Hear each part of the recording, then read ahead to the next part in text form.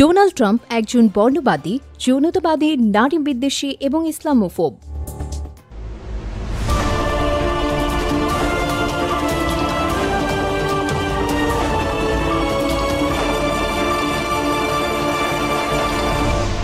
Channel CB.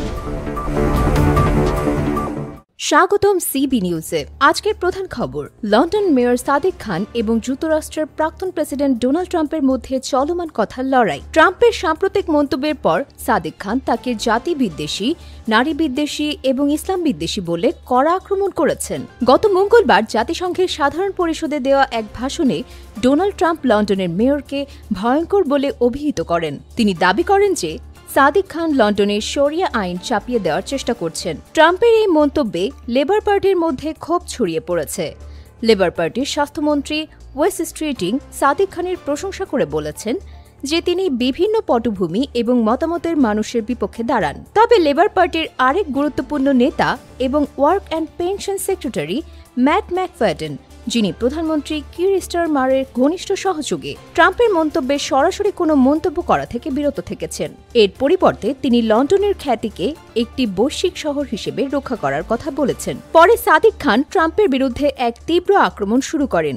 তিনি বলেন, আমি মনে করি প্রেসিডেন্ট ট্রাম্প প্রমাণ করেছেন যে তিনি জাতি বিদ্বেষী, তিনি নারী বিদ্বেষী এবং তিনি ইসলাম বিদ্বেষী। লন্ডন মেয়র পরোক্ষভাবে লেবার পার্টির সিনিয়র নেতাদেরও সমালোচনা করেছেন, বিশেষ করে প্রধানমন্ত্রীকে, যারা ট্রাম্পের এই ধরনের বক্তব্যের প্রতিবাদ জানাননি। সাদিক খান এবং ডোনাল্ড ট্রাম্পের এই বিতর্ক নতুন নয়। 2015 সাল থেকে ট্রাম্প মেয়রকে জনসম্মুখে আক্রমণ করে আসছেন। তখন সাদিক খান ট্রাম্পের সেই বিতর্কিত প্রস্তাবে সমালোচনা করেছিলেন, যেখানে তিনি আমেরিকায় মুসলিমদের প্রবেশে নিষেধাজ্ঞা জারির কথা বলেছিলেন। জাতিসংঘের সাধারণ পরিষদে ট্রাম্প বলেন, আমি লন্ডনের দিকে তাকাই, যেখানে একজন ভয়ঙ্কর মেয়র আছেন, খুবই ভয়ঙ্কর একজন মেয়র, এবং এটি বদলে গেছে।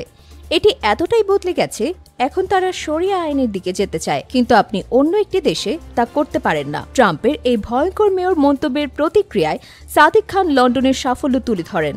তিনি উল্লেখ করেন যে রেকর্ড সংখ্যক আমেরিকান পর্যটক এবং বিনিয়োগকারী লন্ডনকে বেছে নিচ্ছেন। তিনি বলেন, যখন থেকে রেকর্ড শুরু হয়েছে, শুধুমাত্র এই সময়ে সবচেয়ে বেশি আমেরিকান লন্ডনে এসেছেন। এর একটা কারণ নিশ্চয়ই আছে।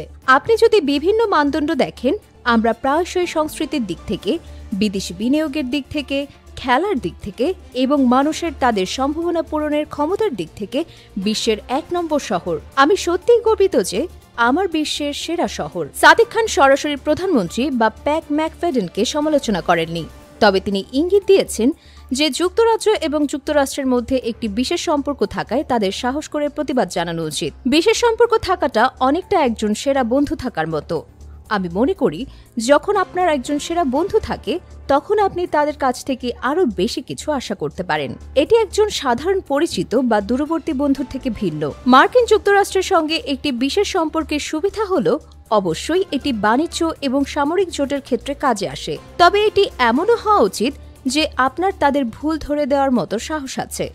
আমি মনে করি প্রেসিডেন্ট ট্রাম্প অনেক দিক থেকেই ভুল। অন্যদিকে রিফর্ম ইউকে নেতা নাইজেল ফারাজ বলেছেন যে ট্রাম্পের কথা ঠিক যে লন্ডনের শরিয়া আইন একটি সমস্যা। তিনি এলবিসিকে বলেন, ট্রাম্প যা বলেন তা কখনো আক্ষরিকভাবে নেবেন না, কিন্তু তার প্রতিটি কথাকে গুরুত্ব সহকারে নেবেন।